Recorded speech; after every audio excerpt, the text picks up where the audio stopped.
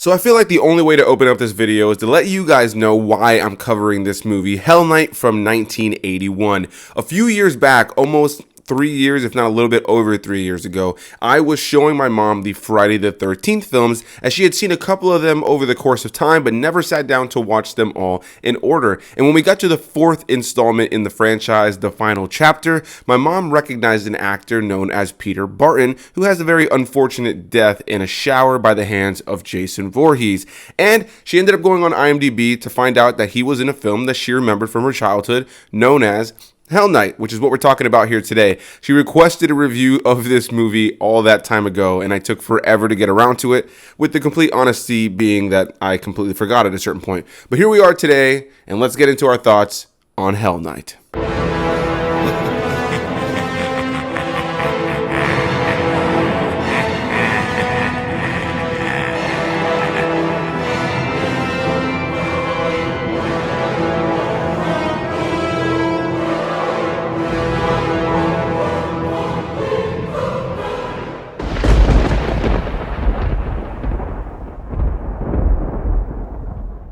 Directed by Tom DeSimone and written by Randy Feldman, Hell Night from 1981 stars a cast of people like Blair, Vincent Van Patten, Peter Barton, Kevin Brophy, Suki Goodwin, and many, many more. Hey guys, what's going on? Welcome to our review of Hell Night, and I say our because I'm very happy today to be joined by Robert of the YouTube channel NorinRadd89. He's been a really great guy who has supported the channel recently, and I said, hey man, let's get on the channel here. Let's do something here together. And I saw him actually make a post about Hell Night, which actually finally gave me that push to do this video. So a big thanks to Robert from NorinRadd89 for joining me here. As usual, you guys can find the link to any of my friends who joined me here on a YouTube video down below in the description box, so definitely go give him some love and let him know I sent you. We're going to be getting into his thoughts in just a moment, but I also want to start this off by saying again a big apology to my mother for taking so long to get to this request that she asked me to check out. So Hell Night 1981. If you guys have been following this channel for a while, you know I love 80s horror. I have covered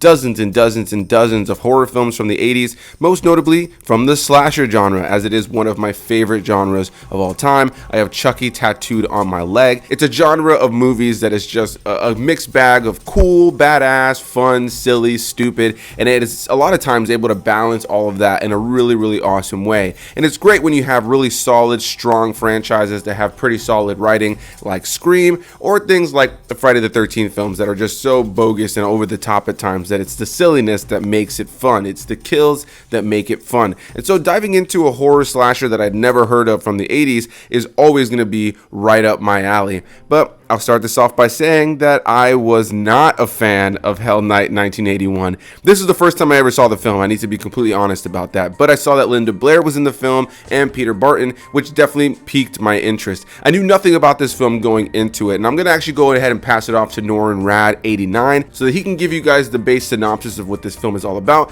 and give you his thoughts on the film. And I think that you're going to notice that we're pretty different on opinions here. Once Robert's finished with his opinion, we'll get into mine and why I actually don't enjoy this film.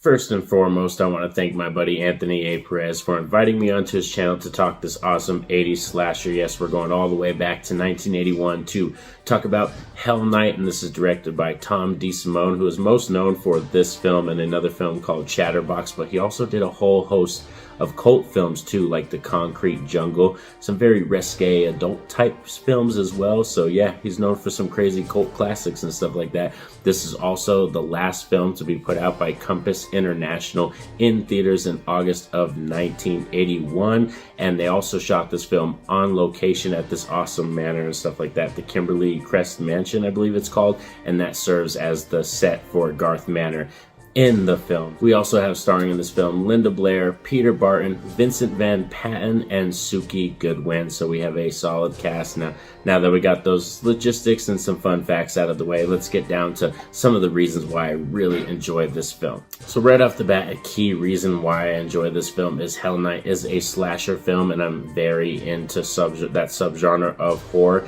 Slashers are one of my favorites, and this one is in the early 80s, and 80s films are some of the best. They got some great nostalgia and awesome feels to it, and just the way the filming was and the way things looked.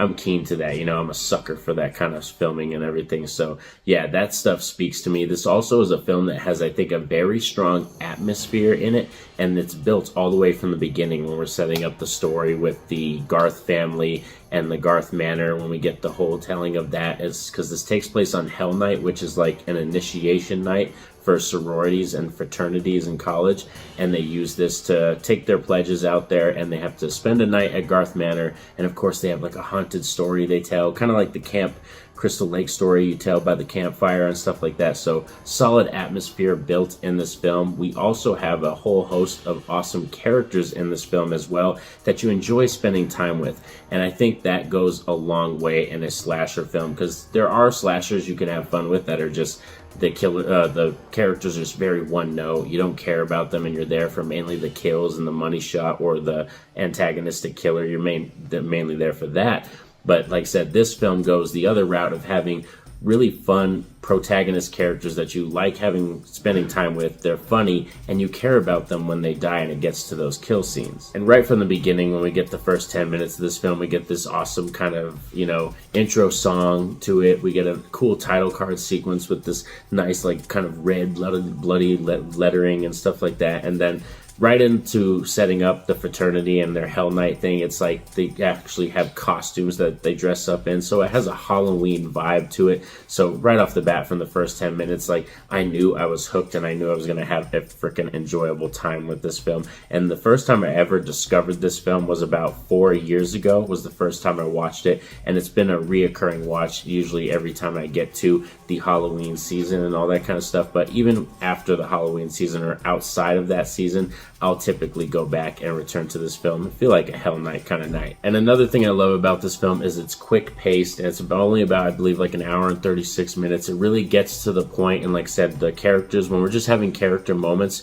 you have fun with them as they're spending time in this manner, you know what I mean? We have basically two different couples. They split up and kind of spend their time in there, but then the Garth brothers come in, and we have, I believe it's Andrew and Morris Garth, who are our killers and stuff like that, and they come in, and they're the ones that ensue in chasing our protagonist characters and making this a very hellish night that you don't want to spend the time there. And I love the very kind of full moon feature vibe to it, because when you're on a location set and you're at a real place like this, you can feel just how old it is. It feels rich in nature, you know what I mean? It feels like the walls could actually speak, and it makes the film feel more authentic, and I love that nature of the film. But let's also get into some kind of mixed and negatives with this film, is that I believe the reason this one isn't talked about highly as much as some of the other slasher films that came out in the 80s or noticed as much is because I think our antagonist characters, our main villains, they're kind of tier 2, tier 3 level, you know? When you think of iconic slashers or slasher films, they usually have people like Leatherface in them, or Jason Voorhees, or even The Hills Have Eyes.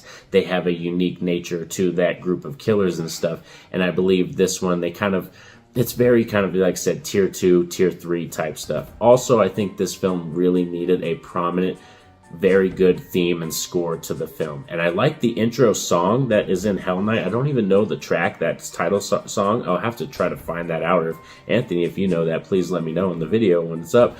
I would definitely need to find that out, because I think that song, they actually could have used that throughout the film, and it would have fit the nature of the film, and kind of manipulated the song a little bit and changed it and made it for the chase sequences and stuff. But I think, yeah, definitely a cool theme and cool score could have bumped this film up for me even more. But even saying those kind of couple negative things, this is still a fantastic, well done, well written, and well executed slasher film from 1981. I have fun with it, and Linda Blair, she's just such a gem. She really is. Like, she's a horror icon, and seeing her in this film, she's fantastic. I can't believe she got nominated for a Razzie for like worst actress for this movie, and like, I can't believe that. It's like, get that out of here. Come on, we don't even acknowledge that. She does a fantastic job in this film.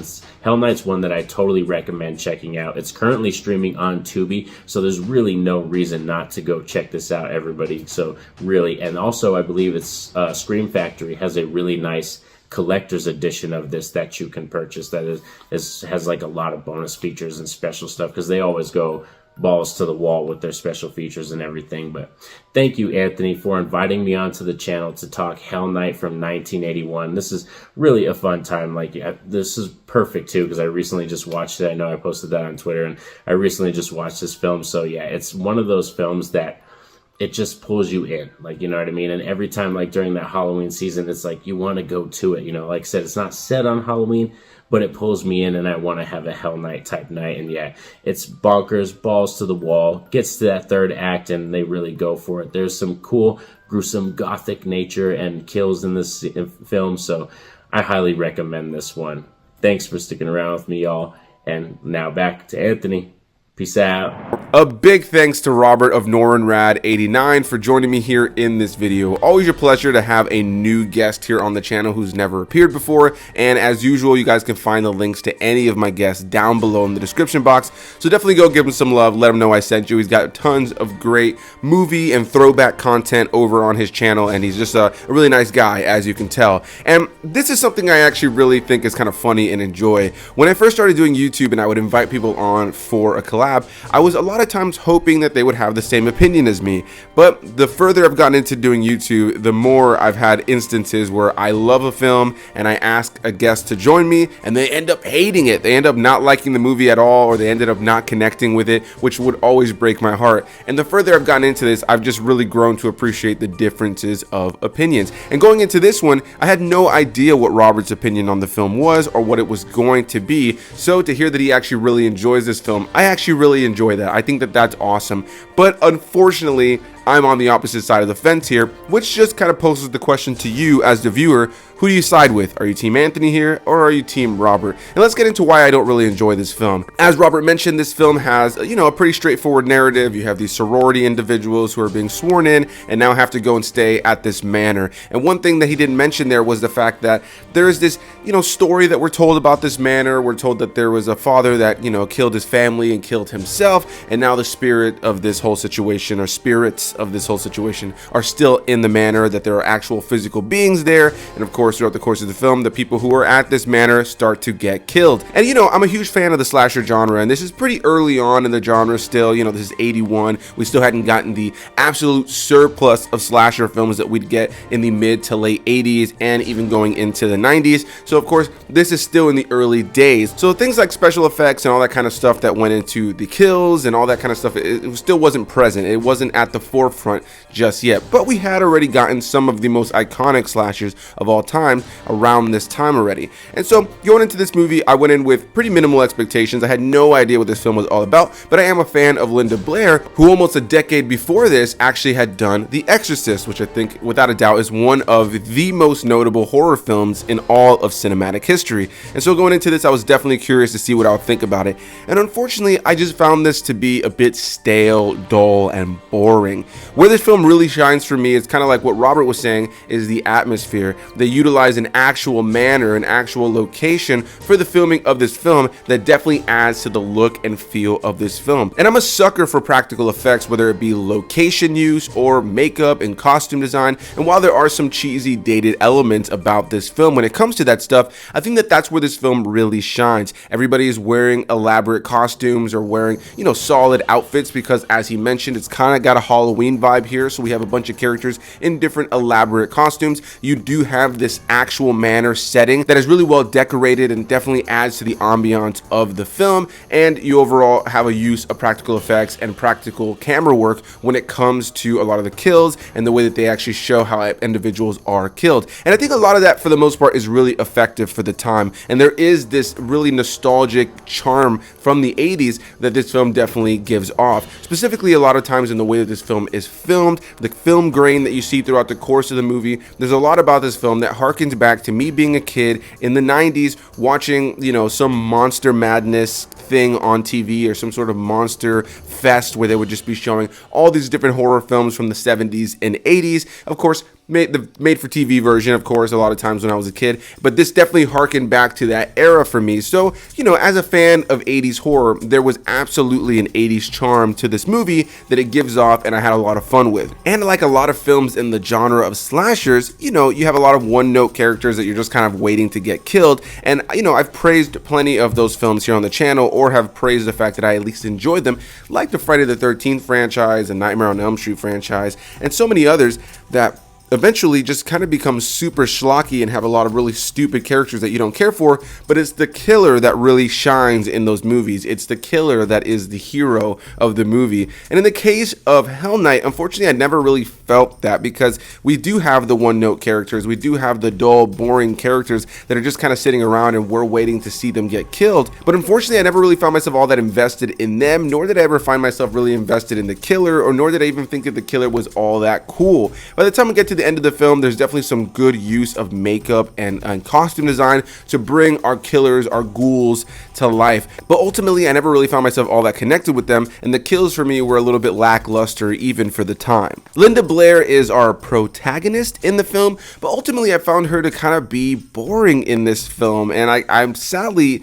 of the opinion that I'm not surprised to hear that Linda Blair actually was nominated for a Razzie for this. And mind you, I think Linda Blair is a really good actress. I've seen her in really good things. Of course, most notably, like I mentioned, almost a decade prior to this, she had done The Exorcist. And I think here it really comes down to the material. A lot of times I feel like I'm able to watch a movie and recognize when the actors are just reading lines that are not great. A lot of times when I'm listening to the dialogue that actors are speaking in these films, you can just tell that if I was to read that dialogue on paper, that it just wouldn't really read all that excitingly. And I think that that's really where this film kind of is weak. It comes down to its writing. It comes down to its screenplay. I think all the actors here are doing what they can, but Linda Blair kind of feels like she's phoning it in here, but ultimately, on a screenplay level, isn't really given much to do. More often than not, she's just kind of sitting back, or screaming, or being sad, or crying, or whatever the case may be. She's just kind of a background lead protagonist, and she's the main face on the poster. She's kind of the main one that the movie kind of focuses on,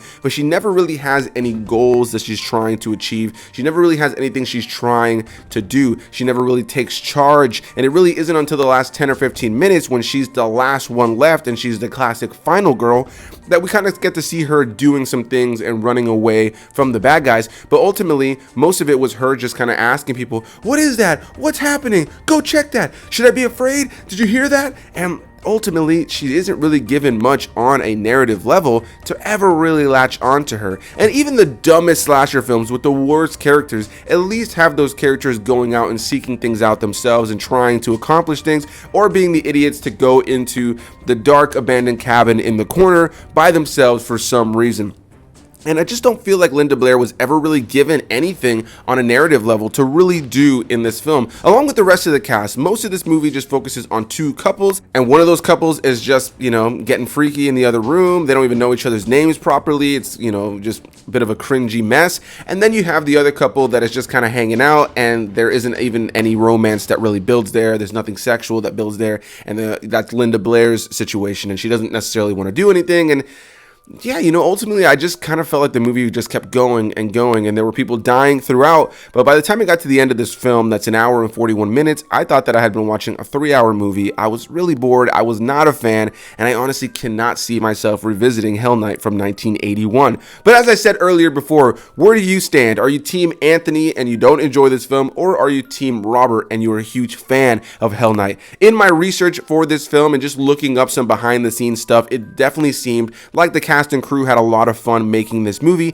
and most notably, it seems like there is a huge set of fans for this film and the era who have gone to visit the actual manor in real life and have actually taken a bunch of pictures and videos while there. So clearly this film does have its fan base, so I do want to respect that and recognize that this film is going to have a special place in the hearts of many. But unfortunately for me, this was a stinker that I do not plan on revisiting it anytime soon. But I want to end this off by saying a big thanks to you guys for watching. Please hit that like button if you guys enjoyed the video. Also, comment your thoughts on what you think about Hell Night from 1981. And I also want to take a moment again to say a big sorry to my mom for taking so long to get this review out. Definitely looking forward to my mom's comment down below. I finally covered it Sorry, Mom, I took forever. She wants me to cover Terror Train next, so hopefully that one won't take me too long to get around to. And once again, the link to my guest, Robert from NorinRadd89, is down below in the description box. Go give him some love. Let him know I sent you.